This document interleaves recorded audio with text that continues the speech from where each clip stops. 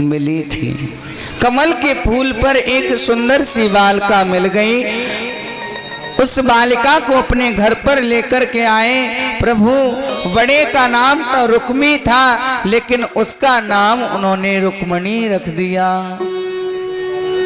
रुक्मणी रख दिया। रुक्मणी जो स्वरूप है, जो कमल के फूल पर बैठ कर के आई है, वो लक्ष्मी, साक्षात लक्ष्मी है। श्री मानी लक्ष्मी।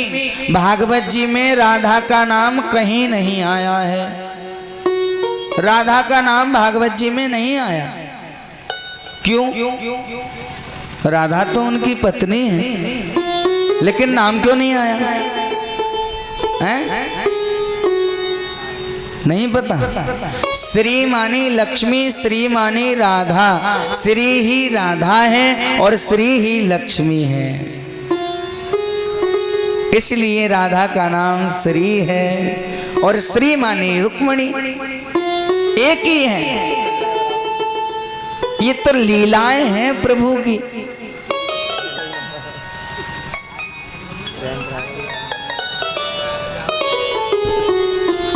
लक्ष्मी किसी के गर्भ में वास नहीं करती है, किसी के गर्भ में वास नहीं करती हैं, वो स्वयं प्रकट होती हैं। उस कन्या को लेकर राजा भीष्मक, उसका नाम रुक्मणी रखा। समुद्र से वह प्रकट हुई, वो लक्ष्मी जानकी बनी, प्रकट हुई पृथ्वी से, और वही जानकी रुक्मणी बनी। राम के विवाह में सीता मैया किसी की कुख से पैदा नहीं हुई थी। जनक लली लक्ष्मण की बहन, बोलो बहुजाई कैसे हुई है? बहुत अटपटा रिश्ता है इनका। रावण का और राम का ससुर दामाद का रिश्ता था, बोलो लड़ाई कैसे हुई? इसका अर्थ निकाल करके देखना, बहुत बड़ा गूढ़ रहस्य है।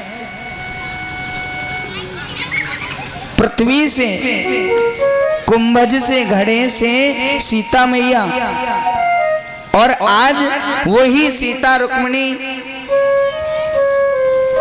एक कमल के फूल पर समुद्र में राजा भीष्मक को मिली। बोली गोविंद भगवान की। जानकी रुक्मणी बनी तो प्रकट हुई कमल के फूल से। भीष्मक ने कन्या को लाकर रानी को सौंप दिया और प्रसन्न होकर बोले, हमें पुत्री मिल गई है। कितने आनंद की बात है। रुक्मणी को पढ़ा लिखा कर विदुषी बनाया। राजा ने विदुषी बना दिया। मन में संकल्प कर लिया कि मधुरापति जो वंशी धारण करते हैं, जिनके पास सुदर्शन चक्र है,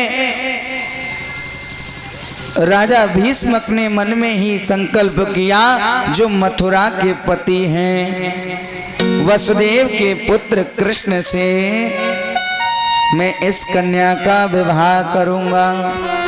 मन में ही सोच लिया।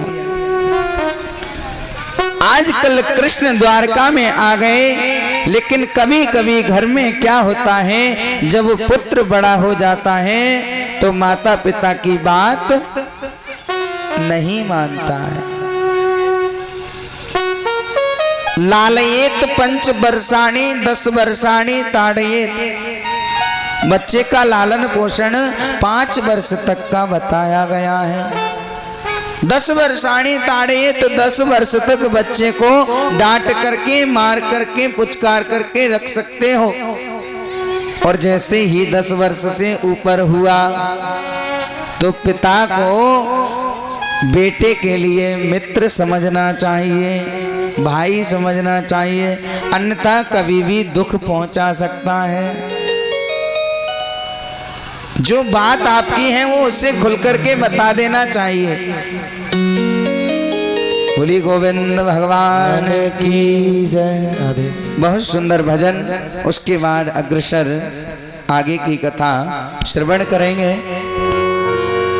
अच्छा, इसी बीच कुछ दान, भाई दान भी जरूरी है। आज लास्ट दिन है, हैं? ठाकुर जी जाएंगे वृंदावन तो गाड़ी भी करनी है।